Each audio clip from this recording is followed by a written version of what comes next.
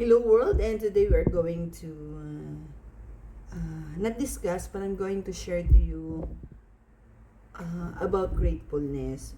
As what I told you, every morning, so after we pray, then we do our self-talk. No, so on this August 15, it's Friday, I would like to share to you the power of gratefulness, how it cultivates joy in everyday life. Yes. So, in a world that often moves a hectic pace, it's easy to get caught up in the hassles and forget to pause and appreciate little things. Gratefulness is more than just a feeling, or more than just a fleeting feeling. It's a powerful mindset that can transform how experience life could be. So, bakit importante ang gratefulness sa buhay ng isang individual? Sa buhay natin, sa mga pag-aaral, sinasabi na pag nagpa-practice tayo ng gratitude, nag-improve ang ating mental health, nagbo-boost ng happiness, at nagpo-foster ng stronger relationship not only with our colleagues, not only to human being, but it practice a stronger relationship with God. Okay, so when we focus on what we have rather than what we are lacking with, we cultivate sense of contentment and peace. So pagka tiningnan natin sa buhay natin yung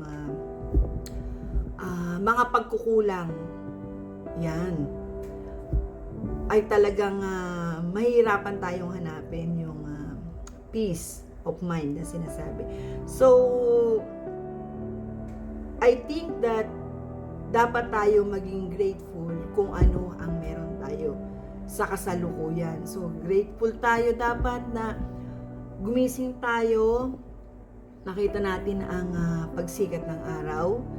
Ayan. So, sa mga night duty naman, no, grateful tayo dahil nakakatulog tayo ng maayos.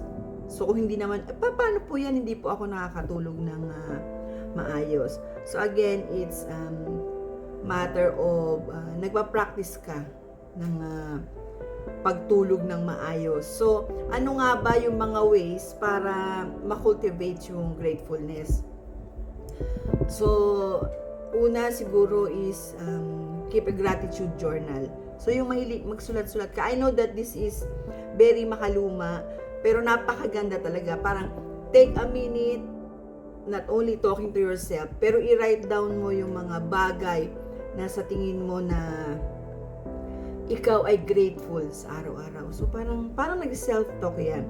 So, like, sinusulat ko siya, ano ba ang grateful ako yesterday? Ano ba ang dapat maging grateful ako today? So, dapat mag-keep tayo ng journal, tapos babalikan mo yun. Parang nagda-diary ba? Yan. It sounds like very makaluma, pero it's very effective kasi babalik-balikan natin siya. Next is yun nga, kailangan mag-express tayo ng appreciation as well. Ayan. Don't hold back your gratitude. Ayan, I'm so sorry kasi nandito sa kabilang side yung aking ano. So, don't hold back with gratitude. Tell someone na na-appreciate niyo sila. Ayan. So, for example, ako mahilig ako pag birthday. Hindi ako nagpo-post sa social media pag birthday ng isang tao. Very minimal lang.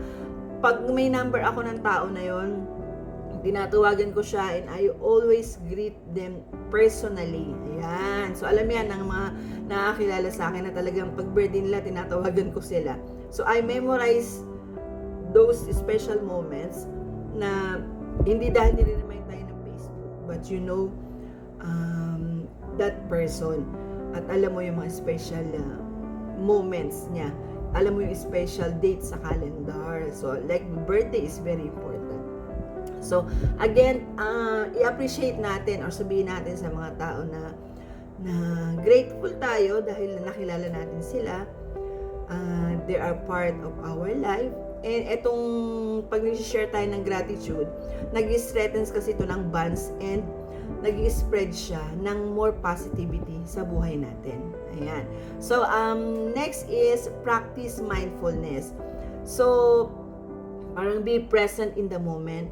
Manotice natin yung mga maliliit na bagay. For example, a cup of coffee.